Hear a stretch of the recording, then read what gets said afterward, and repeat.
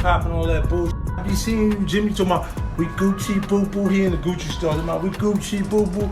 The Black King was going fuck Jimmy like Marita Moneda. And Coca-Cola. It sounds like he want to do one with 50 Cent. That's what it sounds like. It sounds like Jim. Nah, I don't want to do nothing with that sucker. You heard? Leave him out of the conversation. Jim Jones, who is Jim Jones? Like, he's not on anyone's top 10 list. He's like no one's top 10 list, maybe not even his family. When Jay did the remix, it was the biggest alley-oop he could do for me. I understood a lot about music, and at that time, people were looking at the wrong way, and I was looking at the right way. Jim Jones was recently demolished by 50 Cent for disparaging Nas. Additionally, he released this uncommon video demonstrating how Jim went from phoning Jay soft to pleading for a ROC Nation deal after flipping on Jay-Z. If I told you I was in the Roc Nation office, how would you feel about that? Huh? You think I was lying? That's clear enough for you? He respects Nez, but as you are all likely aware, 50 has never been a fan of Jim or Jay.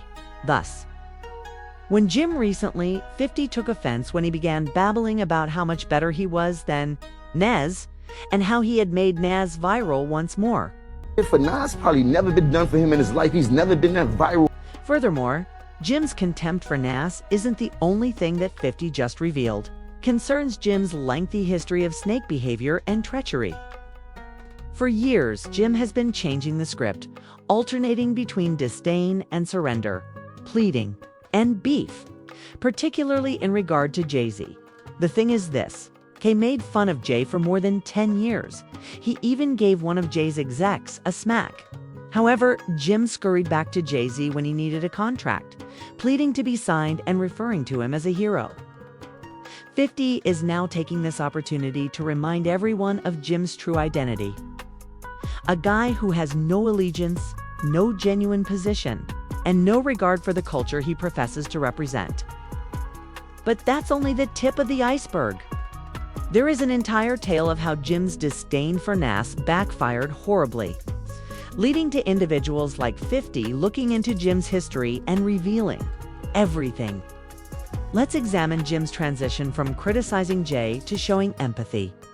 People shouldn't be able to say anything until they've done something in the genre of music. I've done too much in this music to even have to answer that question. Like, Jim Jones, who is Jim Jones? As everyone knows, 50 Cent isn't afraid to call out dishonest players. Additionally, his recent remarks about Jim Jones's habit of flip-flopping came to light when he became Jay-Z's lapdog after disrespecting Nas. Jim asserted that he is superior to Nas, in case you missed it. He even argued with Shannon Sharpe, saying that he can outshine Nas in the booth. I said, I don't care what nobody say. I know I made a little boo-boo when we talk about the sales and all this type. I don't feel like getting into that rhetoric about where I started and where he started. You said that. But listen, Nas was nice when I was in high school. When I was in 10th grade, Nas came out. Nas was dope. We appreciated him. He had a little bit of run. But Nas always came up second to Jay and DMX and all these other people. But lyrically, I'm gonna keep it a stack with you. Yeah, y'all but look how you dress. Look how you dress. You don't even be in the same places I be in. I can be in the church house. You can't ever Nas lyrics. I don't know who who told you that. Now look, I know you on that good stuff, but you're not seeing Nas. You're not seeing Nas, bro. Let's be real. You got a bunch of 40 and 50-year-olds in their panties because I said I'm better than Nas. It don't matter. Look at you. Hey, I will run circles around Nas rapping right. I will run circles around Nas rapping right now. Right now, I will run Saturn around Nas right now rapping. Everybody knows that. And while a whole bunch of rappers checked Jim. Additionally, Jim doubled down when other rappers criticized him for being nicer than nice. For the first time since Nas's feud with Jay-Z, he had restored Nas's relevance. He's never been talked about like this ever in his life. You did last time he was in some this with people comparing Jay-Z was he did not say that, And since Jim you now know that 50 Cent had to intervene and remind Jim of his own since Jim brought up Jay's past. And this is what 50 did. He showed this old video of Jim appearing very happy and exuberant at Rock Nation headquarters. Additionally, 50 used the caption as an occasion to brag about Jim, writing, "I was questioned whether I had more enemies than friends. After giving it some thought, I answered, yes, poor me. Success is hurting me, lol." If I told you I was in the Rock Nation office, how would you feel about that? Huh? You think I was lying? That's clear enough for you? Talk to me. Let me know your sentiments. You may believe that 50 is being petty. But if you are aware of the entire history of the connection between Jay-Z and Jim Jones, you see, Jim used public insults, diss recordings, and even street battles to disparage Jay-Z for 13 years. When the time was right, he went all out and pleaded for Jay's approval. And that's the main idea. Jim's newest Nas disc is the type of action that will backfire greatly since it is re-emphasizing his entire dubious background. But wait, how did Jim go from hitting one of Jay's execs and dicing Jay to pleading with Jay to sign him? Let's go back. It all began in 2002 when Dame Dash introduced Cam'ron and Jim Jones to ROCI Fella. Jim even said that Cam was given a position at Rock as vice president. Jay, though, never made this public. Later that year, Cam informed the source, "At this point, I'm not even sure if I'll accept the part. I mean, I can have it, but Dame and I are still discussing it. I own it." However, as you can see, Jay approved of this and informed the source that it isn't yet effective. As of right now, I believe the conversation is a little too soon. Thus, the leap caused the tension. Jay then made a remix of the song "Oh Boy" by Cam'ron and Jules Santana, in which he included a line that was a jab at Nas. However, Cam and Jim declined to release the remix, and Cam subsequently stated that he wasn't going to let Jay use their song to settle his beef. Cam also chose to remove Jay's verse. For you in the studio, they need to have said, "Oh boy, this is oh boy number one. Yeah, it's powerful. It's I listened to it and I was like, erase that." And the tone was set at that time. Jay didn't seem to appreciate Jim and Cam. At this point, the sneak the era of shots began. In interviews and radio appearances, Jim began criticizing Jay more frequently and portraying him as soft, corporate, and detached from the streets. First of all, let's get right to it. There seems to be some drama. You and The Rock, Jay-Z try to diss. You did diss him. That's just nobody. You dissed him. I'm just Michael Jordan. Oh man, we just there's no drama, man. We're gonna get to that. Shout to Dave Dash, who started Rockefeller Records, if you don't know. He's responsible for Rockefeller getting off the floor that started home. You know what I'm talking about? Jim was determined to convey that Dipset's movement was untamed, ostentatious, and hostile. Jim capitalized on Jay's more formal, business-minded demeanor by asserting that Jay was abandoned by the streets.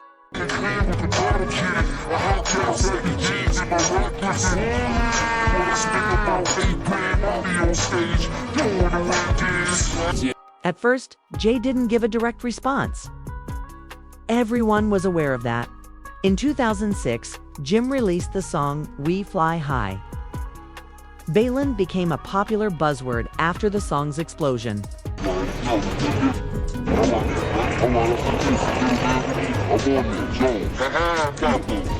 Rolling the streets up, you know what it is, man. Programs coming out, new Cam album coming out. Jules Santana, he's slated for September. You know what they call me, Geronimo Prep. Dipset the new Black Pink. No problems. I promise you that. Now, initially, Jay didn't respond. Jim's solo smash came at last. Jay-Z realized he had to reply at that point.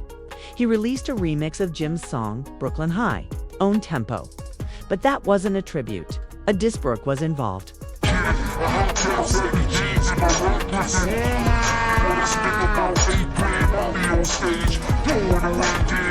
Jim finally had a solo hit, and that's when Jay-Z knew he had to respond. He dropped Brooklyn High, a remix of Jim's own beat. However, it wasn't homage, it was a diss.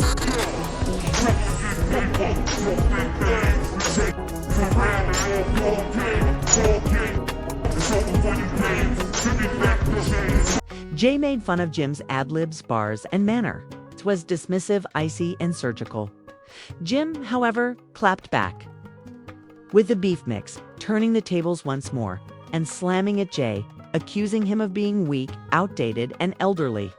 The fight, however, started to bleed into the actual world at this point, and things got extremely out of control. Jim was seen touching someone in a Louis Vuitton store in 2008 on security film.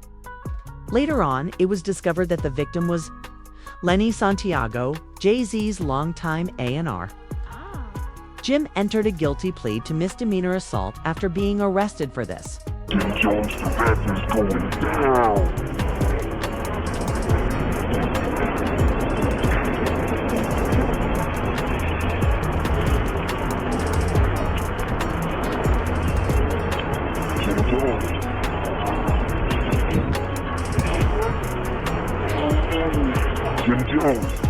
Now, as for Jay, regarding Jay, he remained silent about the event in public, but behind the scenes, the message was unambiguous. Rap Feud was no longer the focus of this. It was intimate. A few months later, Jay spoke on the current status of rap music in an interview with XXL. He also made fun of Jim by claiming that songs like Na Na Na Na by Jim are the ones destroying the culture. Jay remarked, "I don't mean this because we never agree. I mean, like Jim Jones, for instance. He created Na Na Na. What distinguishes Soulja Boy's and Trey Songz's Smiley Face from Na Na Na Na, which may have been named Smiley Face?" Jay was now taking calculated risks. Even though he might not have been on the streets, he managed to clomp Jim without getting his hands muddy. However, the conflict escalated into a Cold War after this. There was only quiet tension between 2010 and 2015, no fights or diss recordings. But in 2015, Dipset does a freestyle over Diddy's winning track. Jim and Cam both make fun of Jay and Roc Nation, calling the label business puppets, making fun of the entire brunch trend, and even making reference to Beyoncé. "Having money doesn't make you a real one," Cam wrapped up. "You're going to play my game now that you're on the floor. Simply speak my name, like Shotty advised." They tried to rekindle the feud in this way. See? Jay-Z was a billionaire by then. He started his own streaming business, collects art, is married to Beyoncé, and is also getting involved in sports management. That is to say, he didn't give a damn about Jim and Cam continuing to holler from the sidelines. Jay really mentioned this in a recently rediscovered video, likening himself to Michael Jordan and claiming that Jim is like the 8th man on the bench yelling at the MVP. Hip-hop, of course, is a competitive sport, but on the other end of it, it's like certain people shouldn't be able to say your names until they've done something in the genre of music. I've done too much in this music to even have to answer that question like Jim Jones, who is Jim Jones? But he's not on anyone's top 10 list. He's no one's top 10 list, maybe not even his family. I was saying last night, like the 8th guy on the bench just screaming at Jordan, like, you a bum. Like, you want to be like the 9th guy on the bench, I'm not even worried. At this point, Jim saw that his attempt to disparage Jay was just making him look foolish. Furthermore, what 50 Cent is currently making fun of him for what he did next? Jim completely changed his mind and began pleading with Jay to sign him. Finally, in February of 2017, Jim signed a contract with Roc Nation. Additionally, he formally joined Jay's squad after 13 years of animosity. His career, as Dipset's Jim Jones is allegedly heading over to Roc Nation. Capo posted a picture of bottles of Juice St. Andrews instead next to a Roc Nation letterhead on ice. Furthermore, he didn't simply sign silently. He began boasting that he had been invited to Jay's Roc Brunch Nation, the identical one that he once threw away. He started publicly complimenting Jay, and he was only doing his hardest to be faithful to Jay.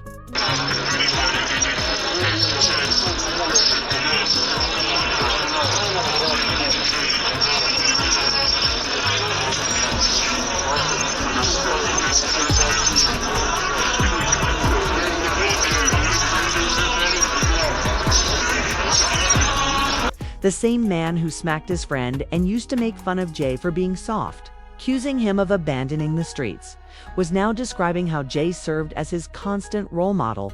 However, Jay remained silent once again. To congratulate Jim on joining Roc Nation, there was no public post, no introductory remarks. After Jim joined Roc Nation, there is literally just one picture of Jay and Jim. Jay seemed to prefer being somewhere else, even in this photo. Jim was given the opportunity to sit at the table at last, but Jay made it apparent that they were not and would never be on an equal basis. It's interesting since Jim gained notoriety for more than 10 years. From 2002 to 2017, in part by boasting that he wasn't Jay-Z. However, Jim was simply another name in the Roc Nation folder. He positioned Dipset as the street alternative to Jay's business image, the antithesis of ROC Nation. However, the money ultimately prevailed, and when Jim needed a deal, the reputation he had spent more than 10 years cultivating fell apart. Jay-Z didn't have to call him out. He didn't have to answer. He did nothing except wait. Jay took the meeting, signed the contract, and continued the process when Jim eventually bowed. And 50 Cent's argument is just that. After years of disparaging Jim was the one pleading for a place at the table.